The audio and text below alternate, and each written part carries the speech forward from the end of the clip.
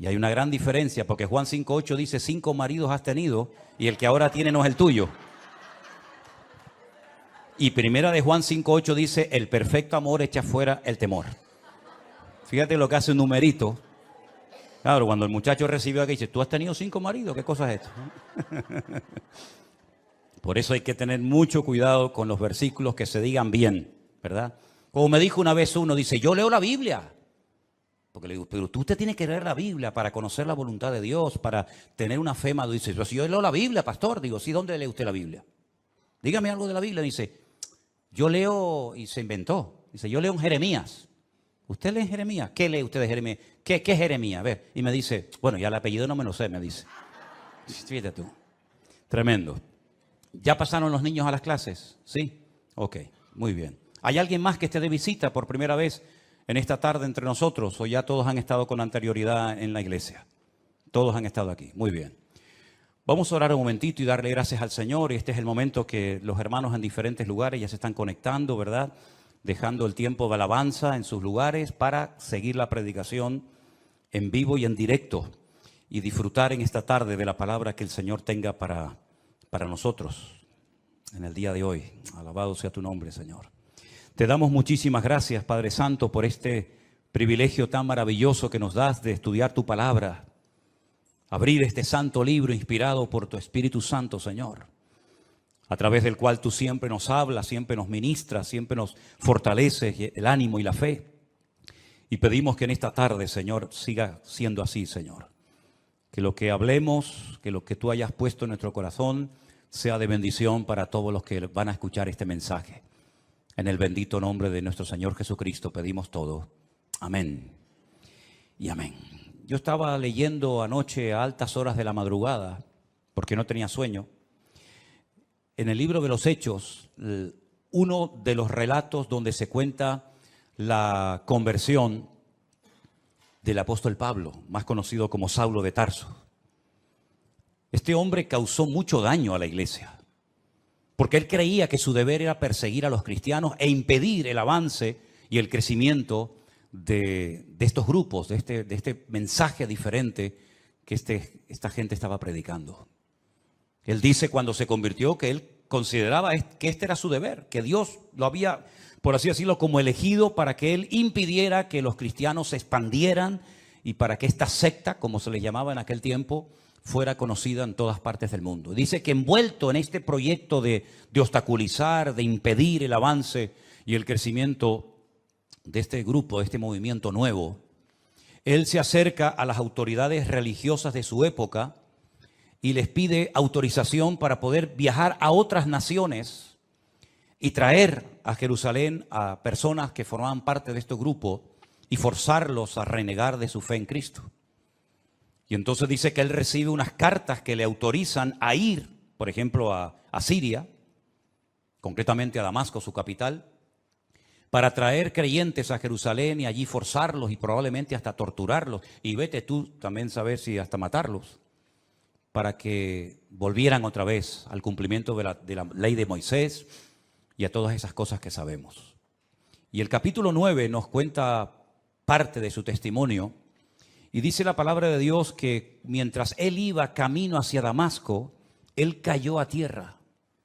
Algo le pasó. La presencia del Señor fue tan poderosa que él cayó desplomado al suelo. Y entonces queda automáticamente ciego. Y oye una voz que le hablaba en hebreo. Y la voz le decía, Saulo, Saulo, ¿por qué me persigues? Dura cosa te es dar coces contra el aguijón. Él no entiende lo que está pasando. Él no sabe ni siquiera quién le está hablando. Y es entonces cuando él se atreve a preguntar, ¿quién eres? Y la voz le dice, yo soy Jesús, a quien tú persigues.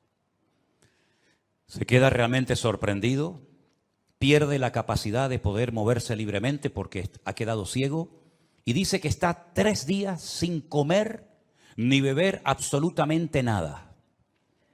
Y allí está esperando a ver qué va a pasar con su vida.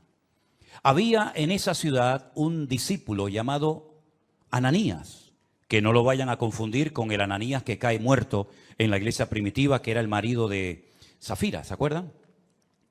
Había un tal Ananías que el Señor le habla y le dice, levántate, ve a la calle que se llama Derecha, busca en casa de un tal Judas a un tal Saulo de Tarso, porque él allí está orando. Y ha visto en visión a un varón llamado Ananías que entra y le pone las manos encima para que recobre la vista. Ahora, lo que va a responder Ananías, en cierto sentido, a mí me recuerda un poco la actitud de Moisés cuando el Señor lo llama a través de aquella zarza que ardía y no se consumía en el desierto, ¿se acuerdan? Cuando el Señor le habla y le dice que ha llegado el momento de volver a Egipto, de sacar al pueblo de la esclavitud, etcétera, etcétera. Y él ha sido escogido por el Señor para cumplir con esta función. Y él pone todo tipo de excusas y bueno, Señor, no me van a creer, yo soy un hombre que no tengo facilidad de palabra, etcétera, etcétera. Y el Señor, pues después de una serie de pruebas, lo logra convencer y finalmente él va. Bueno, pues fíjense cómo responde a esa orden Ananías al Señor y le dice, Señor, he oído de muchos acerca de este hombre, cuántos males ha hecho a tus santos en Jerusalén. Y aún aquí tiene autoridad de los principales sacerdotes para prender a todos los que invocan tu nombre. Como diciendo, Señor, yo sé que tú eres perfecto y tú no te equivocas, pero tú me estás mandando a que vaya a orar y le ponga mis manos encima a un hombre que es un peligro. Un hombre que tiene poder incluso en esta ciudad para llevarnos presos y matarnos si quiere en Jerusalén. Por lo tanto, no sé, no lo dijo, pero probablemente le pasó por la mente. Decir, si hay otro por ahí que tú pudieras mandar, yo te lo agradecería, ¿no? Pero el Señor le dice, ve, porque instrumento escogido me es este, para llevar mi nombre en presencia de los gentiles, de los reyes y de los hijos de Israel. Porque yo le mostraré cuánto le es necesario padecer por mi nombre. Yo no sé si esto se lo dijo Ananías a Pablo, pero lo que está bien claro que si leemos el resto del capítulo 9 y toda la historia que nos cuenta la Biblia sobre Pablo, su vida no fue nada fácil. Porque prácticamente desde los primeros días de su conversión ya querían matarlo. Dice en el versículo 17, entonces Ananías entró en la casa, poniendo sobre él las manos, le dijo, hermano Saulo. Fíjate qué bonito, ¿no? Ya no es ese perseguidor, ya no es ese hombre peligroso, sino ahora es mi hermano Saulo. El Señor Jesús que se te apareció en el camino por donde venías, me ha enviado para que recibas la vista y seas lleno del Espíritu Santo. Al momento le cayeron de los ojos como escamas y recibió al instante la vista y levantándose fue bautizado.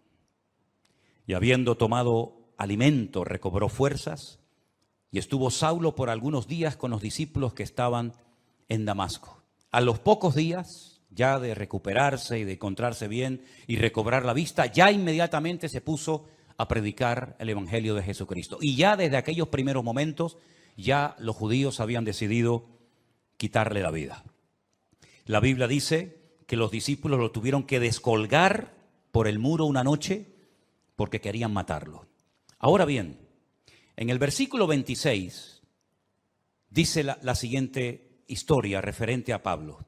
Cuando llegó a Jerusalén, trataba de juntarse con los discípulos, pero todos le tenían miedo, no creyendo que fuese discípulo. ¿Qué te parece?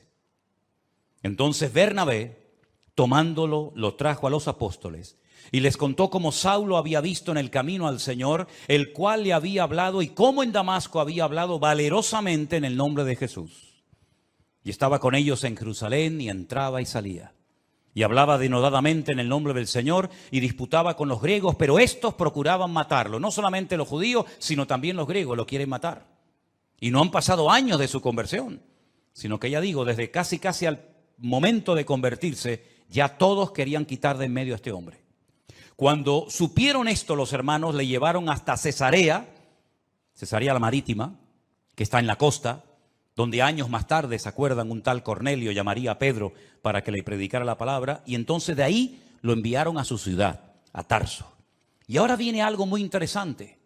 Ya Pablo se ha convertido, un hombre que atemorizaba a la iglesia, a los cristianos, y a continuación, una vez convertido, una vez que este hombre ha tenido un encuentro tremendo con el Señor y su vida ha cambiado radicalmente, dice, entonces las iglesias tenían paz por toda Judea, Galilea y Samaria, que son las 3 provincias en las que se divide Israel.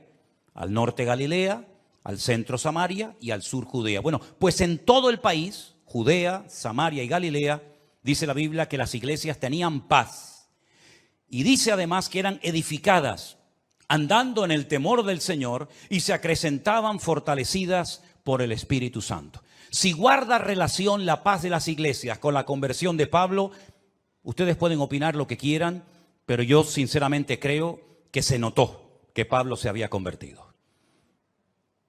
Porque la paz, una cosa es la paz que tenemos dentro por nuestra relación con el Señor, y otra cosa es que en las iglesias se pudiera cantar y se pudiera predicar la palabra y se pudieran reunir los cristianos libremente a raíz, yo estoy convencido, de la conversión del apóstol Pablo o de Saulo de Tarso. Ahora bien, no hay nada más hermoso que una iglesia que está en paz. Esto no significa de que no vamos a ser perseguidos o no vamos a tener problemas o presiones o dificultades. Pero cuando una iglesia internamente entre sus miembros hay paz, yo creo que es una de las bendiciones más grandes que una iglesia puede tener. Así como un hogar que está en paz es una bendición. Un hogar en guerra, un hogar en crisis, donde hay gritos, peleas, insultos, etcétera, tiene que ser terrible. Pero cuando hay paz en el hogar, qué bendición, amén, hermanos. Cuando los hijos están cómodos y a gustos con sus padres, cuando los padres están cómodos con sus hijos, cuando hay paz, cuando reina la paz del Señor en el hogar, es una bendición. Exactamente igual es en la iglesia. El tema de la paz es algo tan importante que la Biblia dice que hay que buscar la paz. Y una vez que la encuentras, síguela y no la pierdas. Y dice más, en cuanto dependa de vosotros, estad en paz con todos. Porque al fin y al cabo nosotros tenemos que ser pacificadores, dice la Biblia, ¿sí o no? Una vez las bienaventuranzas del Sermón del Monte dice, bienaventurados los pacificadores, porque ellos serán llamados hijos de Dios. Si usted es una hija de Dios, usted no puede estar en guerra con ninguna hermana de la iglesia. Porque entonces usted no está siendo coherente con lo que usted dice que es. Si usted es cristiano, si usted es un hijo de Dios, usted tiene que estar en paz, no solamente consigo mismo, no solamente con el Señor, sino en paz con todos los hermanos. Y no evitar el cruzarte con ese hermano o hermana, no tener que ir por un pasillo para evitar que él venga por el otro, daros la paz, saludarse, hablarse, mirarse a los ojos y no tener que decir, bueno, voy a llegar un poquito más tarde para no encontrarme con fulanito de tal en la puerta.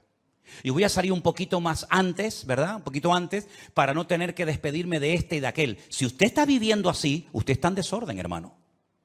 Porque esa no es la voluntad de Dios. Digo, hermano, incluyendo al género femenino.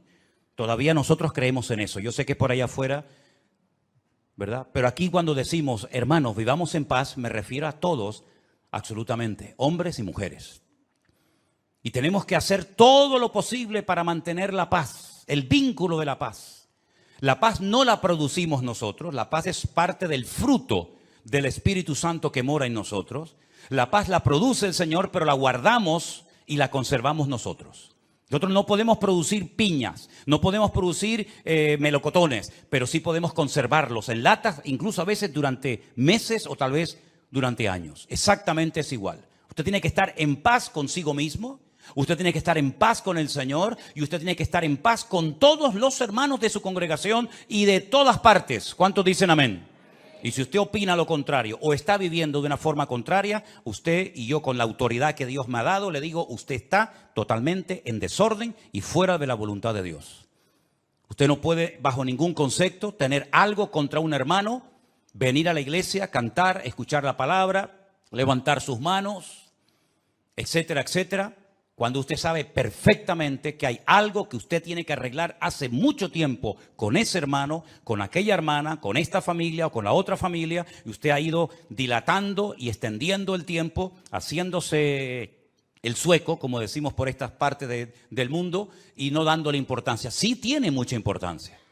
Hasta el punto que el Señor Jesucristo dijo, si cuando vas a ofrecer tu ofrenda al altar, te acuerdas de que hay algo que tiene que ser arreglado, deja tu ofrenda en el altar, ve, reconcíliate primero y luego ven y presenta tu ofrenda. Pero lo primero es tu relación horizontal con los hermanos. Y después vienes, yo no me voy a ir ni me voy a cansar de esperarte, pero si tú no amas a tu hermano al cual ves, no digas que amas a Dios al cual no ves, porque la Biblia llama a tales personas mentirosas. ¿Cuántos dicen amén? Tenemos que ser pacificadores, tenemos que buscar la paz y mantenerla, tenemos que hacer todo lo posible por vivir en paz. Y si alguien no quiere perdonarte, si alguien no quiere arreglar el tema, bueno, pero por lo menos que usted cuando ponga su cabeza en la almohada duerma con su conciencia tranquila y sepa que usted ha hecho todo lo posible por arreglar el asunto, por arreglar el problema, y si no ha sido posible, por lo menos que usted diga, yo hice mi parte y ahora le dejo el tema en las manos del Señor. Pero no le quite importancia a este tema, porque no hay nada más hermoso y nada más poderoso que una iglesia en paz. Repito, no solamente con el Señor, sino también entre los hermanos. ¿Cuántos dicen amén? Cuando nosotros tenemos conocimiento de Dios y de su palabra, ese conocimiento nos compromete. El conocimiento no es para presumir. Mire cuánto sé. Le voy a decir cuántos versículos de la Biblia sé o cuántos capítulos conozco. No, el conocimiento no es para eso. El conocimiento nos capacita para poner en práctica lo que hemos leído, lo que sabemos, y para poder vivir una vida cristiana práctica y no desde el balcón de la teoría, sino vivir como el Señor quiere que vivamos. Y por eso, como las iglesias tenían paz, dice que por eso las iglesias eran edificadas. ¿Cómo se edifica una iglesia?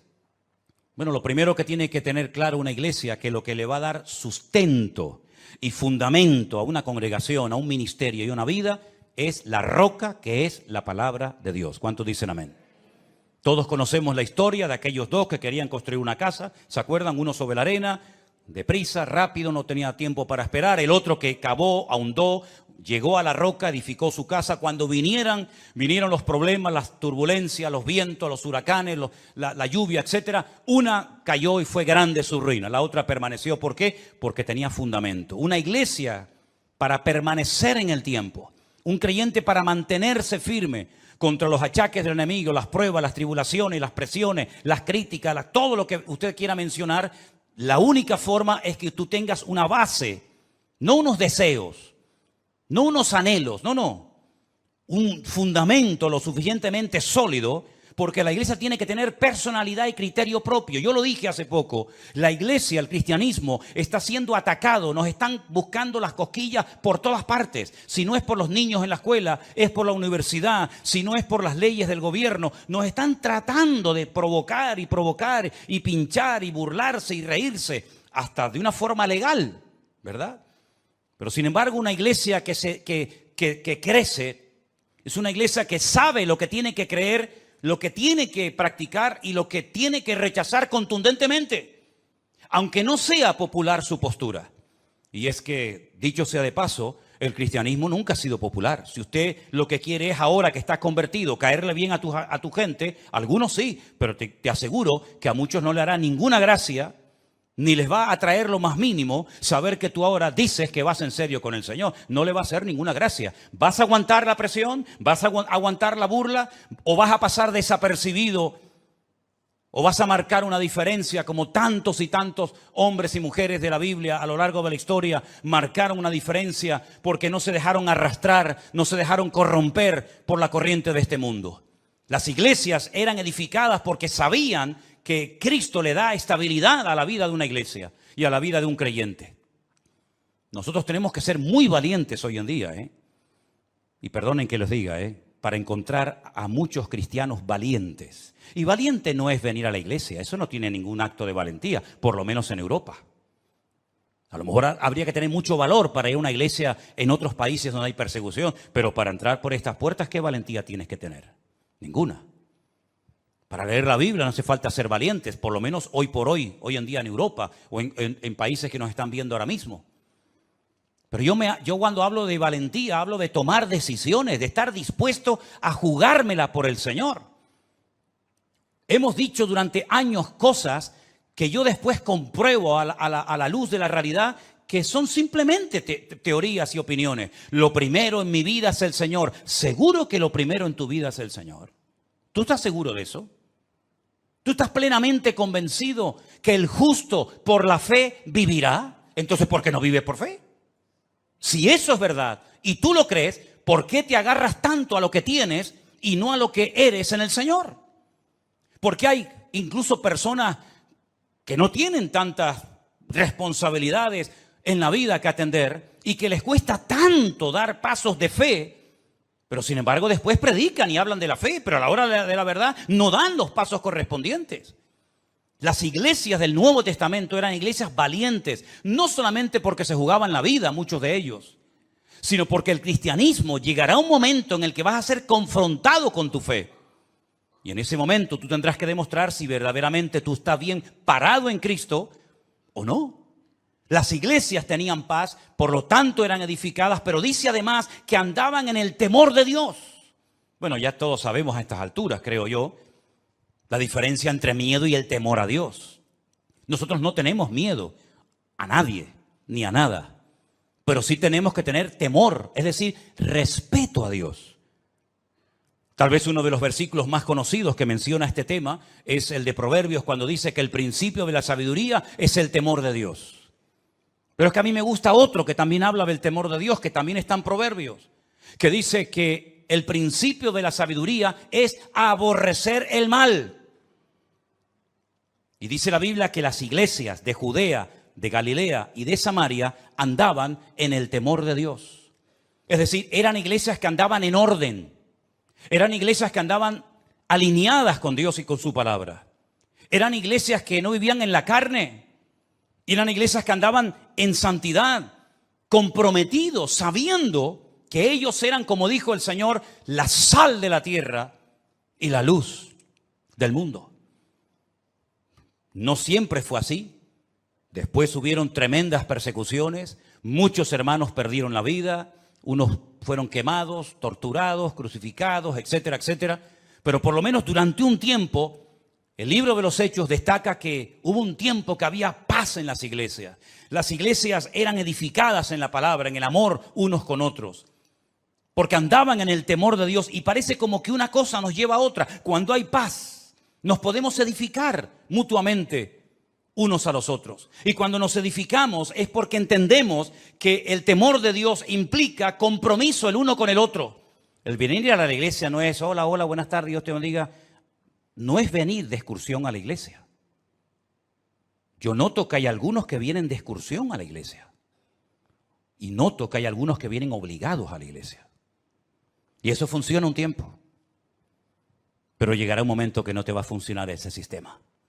Llegará un momento que el niño o la niña te dirán, no voy a la iglesia. Y ya no sirve.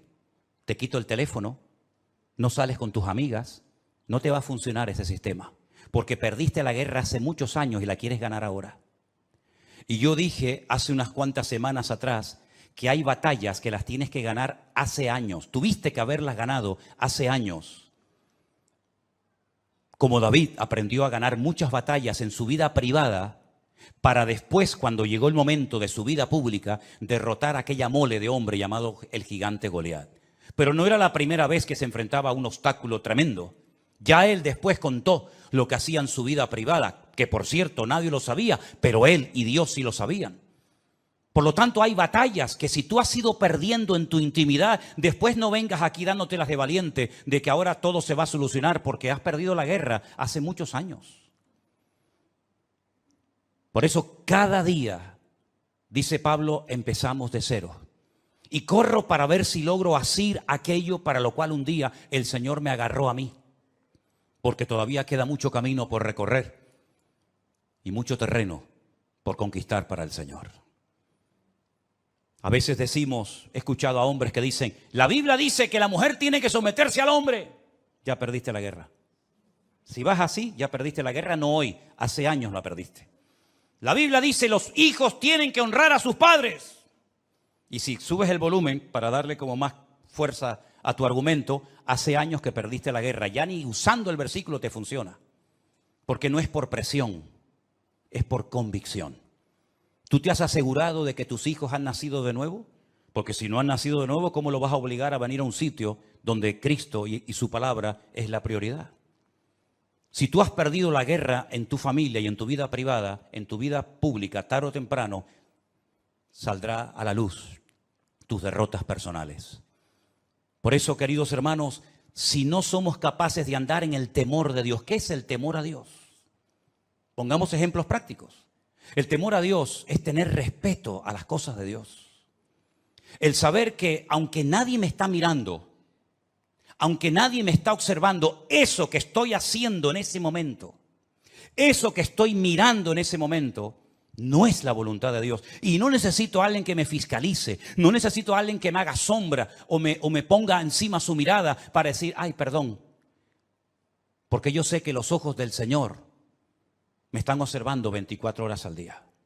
Y el temor de Dios funciona debería de funcionar cuando estoy acompañado y cuando estoy solo.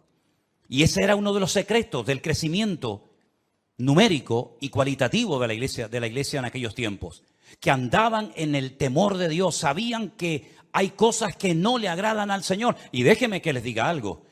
En aquellos tiempos, por lo menos en este momento, no todo el mundo tenía como tú y como yo una Biblia en la mano. Porque eso de tener una Biblia en la mano completa, desde lo que Dios le decía a Moisés, lo que Dios le revelaba a David en aquellos hermosos salmos, lo que el Señor le reveló a Juan en la isla de Patmos en cuanto al futuro, lo que Pablo daba como instrucciones a las iglesias de Corinto, de Éfeso, de Colosa, de Filipo, etcétera.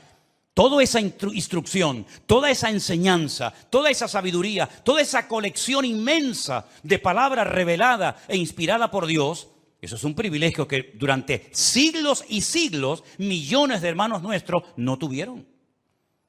Es muy fácil cuando tú oras al Señor decir, bueno, creo que esta porción de Corintios o de Romanos o de Filipenses o este salmo o esta palabra de Isaías o de Jeremías o este ejemplo de Daniel o de José me pueden venir bien. Sí, claro, pero porque tú tienes toda la Biblia. Pero te repito, durante siglos y siglos hubieron millones de hermanos nuestros que nunca tuvieron el privilegio de tener una Biblia en sus manos.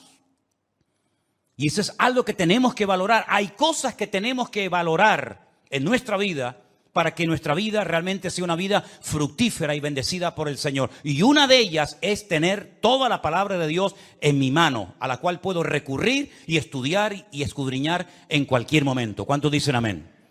Otra cosa muy importante que tenemos que valorar es la iglesia que tenemos.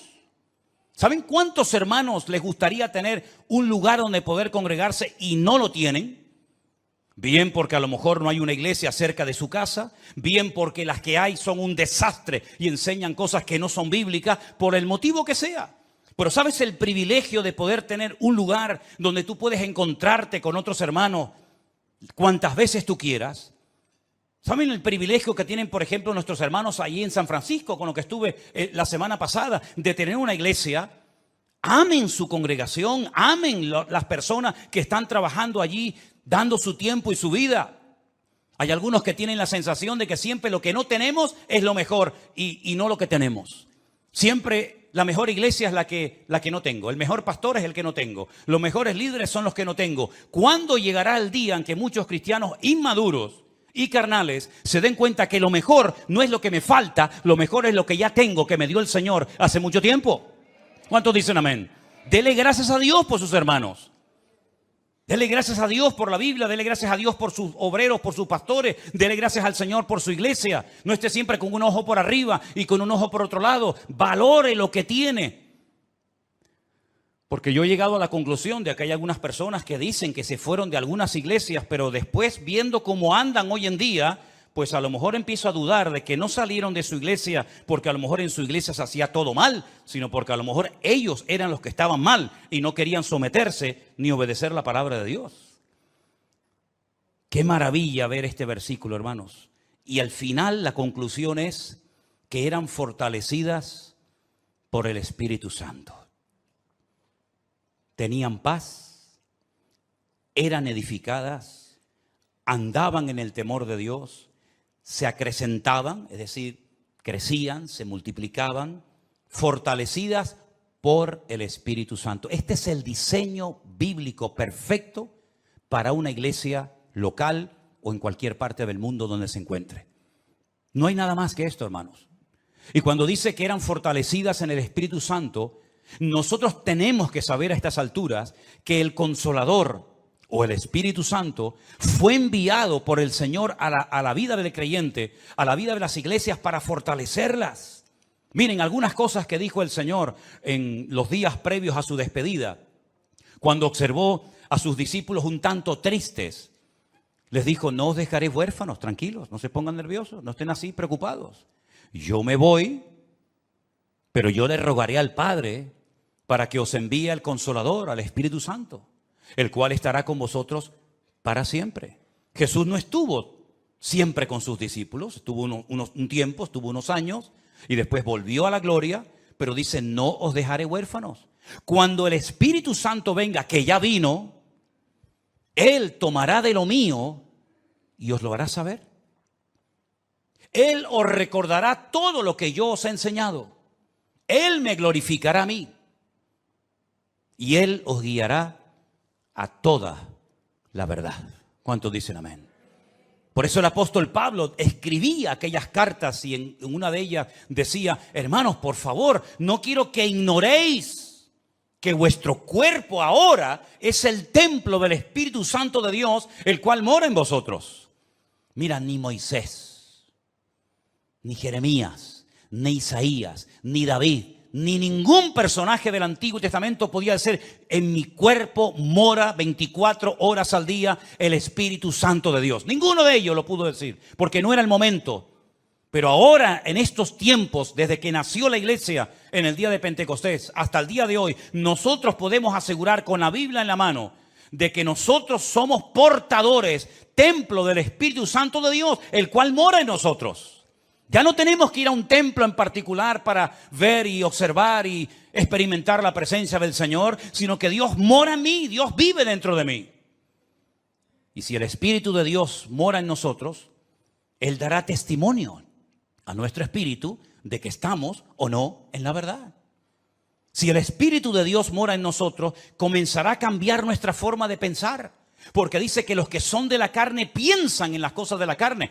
Faltaría más. ¿En qué van a pensar? Pero dice: pero los que son del Espíritu piensan en las cosas del Espíritu. Te cambia la forma de hablar, te cambia la forma de pensar, te cambia la forma de vivir. Y por eso tenemos un capítulo entero que sería buenísimo que se lo aprendieran de memoria. No digo léanlo, no, eso ya era hace años. Eso ya era hace años. Pastor nos dijo que no, ahora te digo que lo aprendas de memoria. Tenemos que ir avanzando, ¿no? Si no, siempre estamos igual, como los niños pequeñitos. Léanse el capítulo 8. ¿Cuántos leyeron el capítulo 8 de Romanos? Eso ya pasó a la historia. Ahora usted tiene toda una semana para aprenderse un capítulo entero de la Biblia. Y lo puede hacer perfectamente, ¿eh? Porque yo cuando veo a gente que está estudiando medicina y se tienen que aprender miles de términos y miles de medicamentos y lo hacen, ¿cómo no nos vamos a aprender nosotros? Además, cuando contamos con la ayuda del Espíritu Santo de Dios, ¿sí o no? Pues entonces, aprenderse esta semana de memoria Romanos capítulo 8. ¿O no se aprendieron ustedes Salmo 91 durante el tiempo de la pandemia? Pues ahora Romanos 8. Y Romanos 8 nos dice cómo vivir en el Espíritu. Si usted ve que su vida no va bien, si usted ve que algo siempre hay, es porque a lo mejor no está poniendo en práctica lo que dice Romanos 8. Porque Romanos 8 es la enseñanza, es el diseño divino para la vida de una iglesia hoy en día. Vivir en el Espíritu de Dios.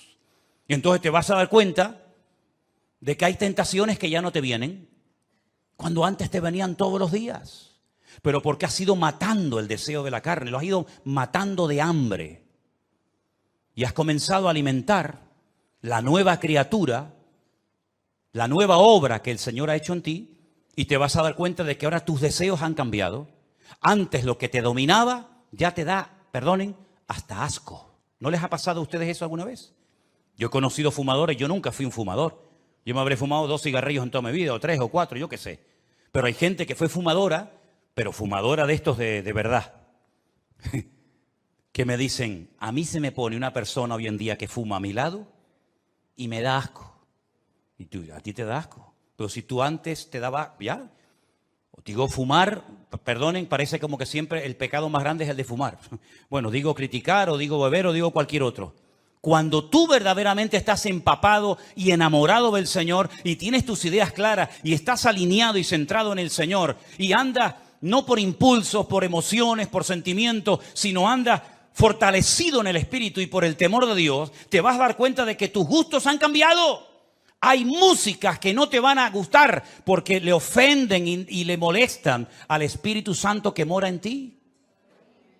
Pastor, es bueno que yo oiga esto o lo otro. Digo, usted es cristiana, ore al Señor y ya verás lo que el Espíritu Santo te dice a tu corazón. Es más, si estuviéramos más llenos del Señor, no haríamos tantas preguntas. Estoy convencido de ello. Porque el Espíritu que mora en nosotros nos pondría en nosotros el anhelo de Cristo para hablar, para pensar, para vestirnos o para lo que sea. Cuando usted se pone en el espejo, pregúntale al Señor, Señor, ¿cómo me ves? ¿Hay algo que no te gusta de mí? Y yo te aseguro que si tú eres sincero contigo mismo, el Señor te va a decir, quítate ese pendiente de la oreja, bobo. ¿Qué haces tú con eso? ¿Qué haces tú con eso? Ay, perdón, Señor. ¿Y para qué te estás pensando en poner un tatuaje? No, pero me voy a poner, esfuérzate y sé valiente. Déjate de tatuaje y vive esforzado y valiente. Porque te lo puedes poner en el brazo, pero después puedes ser un pelele y un machango. Así que déjate de tanto tatuaje y tanta bobería. Señor, ¿y yo puedo ir a la playa y quitármelo de arriba para ponerme morenita? Tú te vas a dar cuenta que cuando tú estás alineado con el Señor y fortalecido en el Espíritu y andando en el temor de Dios, hay muchas cosas que tú dices, oye, yo no sé lo que me pasa, pero ya no tengo deseo de hacer aquello, o de ver esto, o de tocar lo otro. ¿Por qué? Porque el Espíritu que mora en vosotros os anhela celosamente, dice la palabra de Dios. Y si no, miren ejemplos en la Biblia de personas que nunca jamás leyeron la Biblia y decían, eso no lo podemos hacer porque eso no es la voluntad de Dios. ¿Y dónde lo habían leído? No hace falta leerlo. Tenían tanta comunión, estaban tan alineados con el Señor que sabían lo que a Dios le agradaba y lo que a Dios le desagradaba. Así de claro. Pero claro, hijo, si tú vives en la carne, si tú estás todo el día pensando en la carne, si estás rodeado de carne y si también te mueves en un ambiente de carne y después dices, no, es que no se me abren las puertas, es que Dios no me ayuda, es que Dios no me bendice, pero tú te crees que con la vida de desorden que tú llevas, Dios tiene la obligación de edificarte, de fortalecerte y de bendecirte. Hay un precio que pagar, queridos hermanos. Esto no es apretar un botón y decir, bueno, yo toco el botón y ya de arriba abajo el Señor me llena, me bendice y me transforma. No es así. Primeramente piensa, ¿cómo me llevo yo con mis hermanos en la iglesia? ¿Hay paz unos con otros? Porque si no hay paz, esto no es para ti, ¿eh? Esto no es para ti. Tendrás que pasar hoy, aceptar al Señor, pedir perdón y arrepentirte. Pero si tú estás en paz, entonces, ¿qué vas a querer? Edificar a los hermanos. Y si habéis prestado atención a la lectura esta tarde que dice, ¿cómo se edifica la iglesia? Por la actividad propia, mutua, de cada miembro. ¿Lo habéis leído, no? ¿Sí o no? El cuerpo va creciendo según la actividad propia de cada miembro para ir edificándose en amor. Así se edifica una iglesia. Con la actividad de cada uno de nosotros, aportando cada uno su granito de arena, aportando cada uno su don, su talento, su habilidad, su conocimiento, etcétera, etcétera, y cada uno aportando lo que tiene que aportar, lo que Dios te ha dado, ese cuerpo va creciendo y se va edificando hasta llegar a la estatura de la plenitud de Cristo, a un varón perfecto. Eso es lo que dice la palabra de Dios. Si lo hacemos, el crecimiento viene solo. Esta gente no tenían que salir por las calles haciendo campañas evangelísticas. Es que yo no veo en la Biblia campañas evangelísticas, sino que dice que el Señor añadía cada día a la iglesia los que habían de ser salvos. No estoy diciendo que no haya que salir a predicar el evangelio, no estoy diciendo eso. Lo que estoy diciendo es que el Señor mandaba a la congregación y era la iglesia un imán que atraía a la gente porque el estilo de vida de los creyentes era diferente, y lo que hoy en día la gente está buscando es gente que sea honesta, que sea sincera, que vivan lo que predican y no que digan una cosa y que luego hagan otra. Por eso, mis queridos hermanos, el Espíritu Santo se movía en aquellas congregaciones con una libertad tremenda. ¿Por qué? Porque donde hay santidad, donde hay orden, ahí se mueve el Espíritu de Dios. Cuando la iglesia no es esto, cuando la iglesia no funciona según este diseño bíblico, la iglesia se convierte en lo que tú quieras. En un club de amigos, en una ONG, en un lugar de altruismo, en un lugar donde se reparte tal vez comida, pero la iglesia perdió la función de ser el agente de Dios en este mundo. Y el Señor nos da la oportunidad y el privilegio de reunirnos pues 1 o 2 veces a la semana o cuando sea en este lugar o en cualquier otro. Pero durante la semana la luz se esparce. Ahora la luz está concentrada en un lugar. Todos estamos siendo alimentados, instruidos, ¿verdad? Edificados por la palabra, pero cuando termine esta reunión, y en sus respectivos países lo mismo, la luz se va a esparcir. Y durante toda la semana, cada uno de ustedes en el lugar donde vivan, donde trabaja, donde estudies, vas a tener que marcar una diferencia y vas a ser una luz. Pero estás realmente fortalecido, edificado en el Señor para poder vivir una vida cristiana victoriosa. Porque si tu vida cristiana depende única y exclusivamente de un culto, yo no sé cómo aguantas, sinceramente. Yo no sé cómo puede aguantar un creyente viviendo única y exclusivamente de cultos. Eso es muy complicado. Tú tienes que tener tu propia comunión y tu propia relación con el Señor cada día. Porque aquí dentro, no digo que no se te presenten tentaciones, porque a veces hay algunos o algunas que vienen con otras intenciones, pero digamos que las tentaciones grandes no están dentro de la iglesia. Seamos sinceros. Las tentaciones, las presiones, etcétera, etcétera, está allá afuera. Cuando tú estés solo mañana y te llame aquel o aquella, ¿cómo vas a reaccionar, hermano? ¿Cómo vas a reaccionar?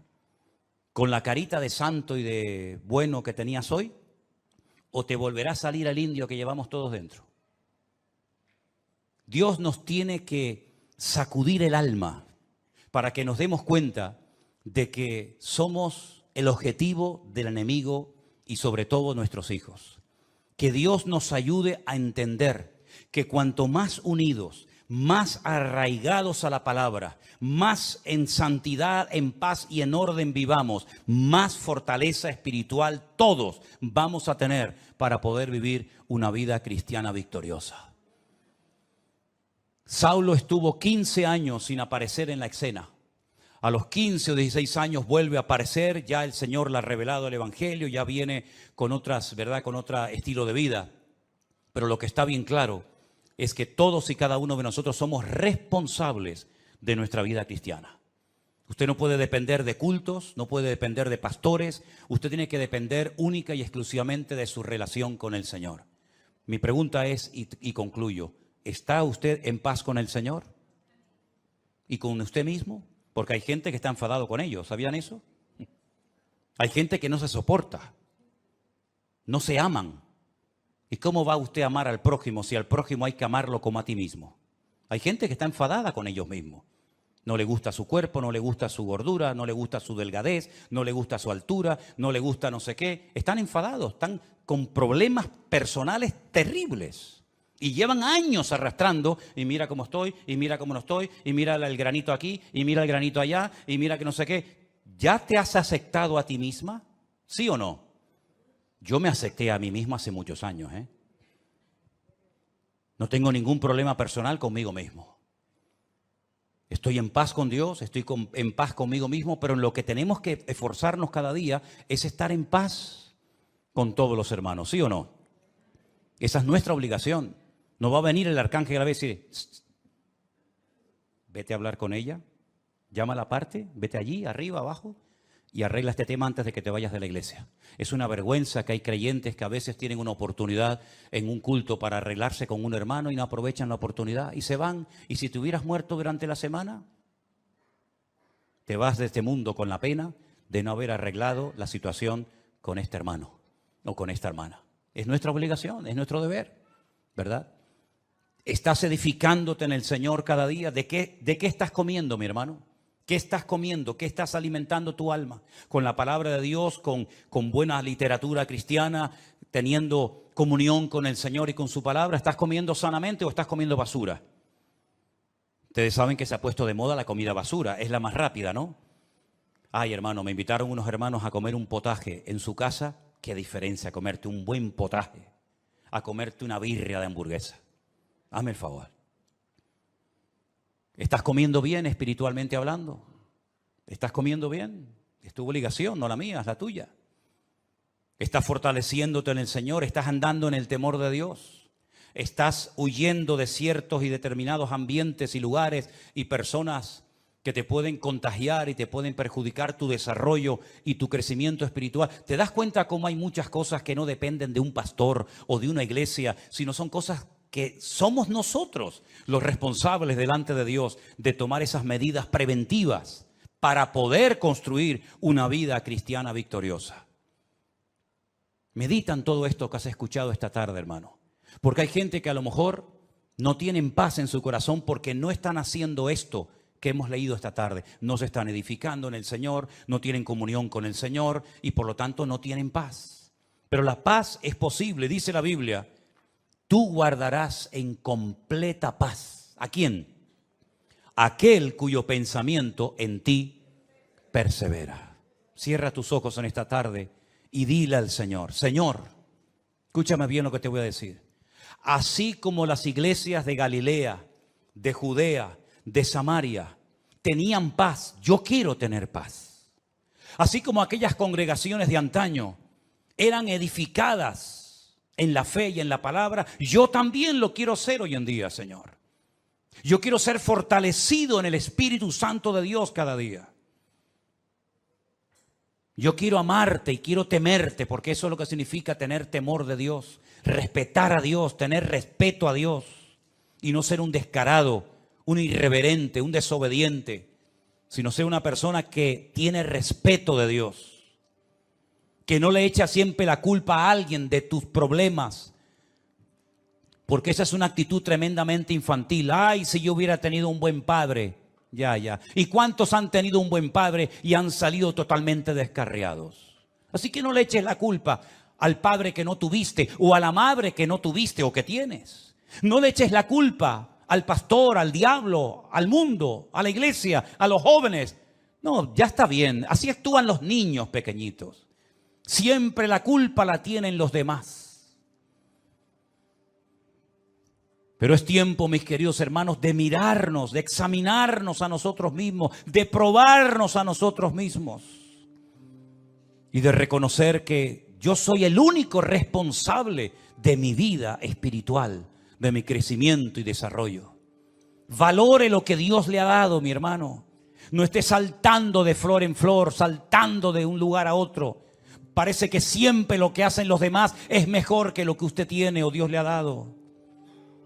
Y si el lugar en el que usted está dice que no tiene lo que tienen otros, pues ya sabe lo que tiene que hacer: aportar, colaborar, integrarse. Y de esa manera usted podrá aportar lo que dice que no tenemos. Madurez, valentía, crecimiento y desarrollo espiritual es lo que necesita urgente la iglesia del Señor hoy en día. Ya basta de ese cristianismo superficial, con una falta de compromiso total y absoluta. Hermanos, nosotros, dice la Biblia, estamos completos en Cristo Jesús. Usted está completo en Cristo Jesús. Solamente tienes que echar mano de lo que Dios te ha dado hace mucho tiempo. El mismo Espíritu de Dios que moraba en Cristo Jesús, nuestro Señor, es el mismo Espíritu que mora ahora en ti. Ni más ni menos. Por eso dice la Biblia que el Espíritu que levantó a Cristo de los muertos vivificará vuestros cuerpos mortales por su Espíritu que mora en vosotros. Escuche bien esto: el mismo Espíritu que ungió a Jesús, el mismo Espíritu que guió al Maestro, el mismo Espíritu que Él dijo: el Espíritu de Dios está sobre mí y me ha ungido para dar vista a los ciegos, para dar libertad a los cautivos, para pregonar el año agradable del Señor. Ese mismo Espíritu ahora mora dentro de usted. El mismo. La misma unción, la misma autoridad, el mismo poder. Use, eche mano. Como decía Pablo a Timoteo, echa mano de la vida eterna. Usa lo que Dios te ha dado. Aviva el fuego del don de Dios que está en ti. No lo apagues. Cumple con tu llamado. Cumple con tu ministerio. Esfuérzate. Pelea la buena batalla. Acaba la carrera. Guarda la fe. Es nuestro deber, son deberes personales, intransferibles. Nadie puede ocupar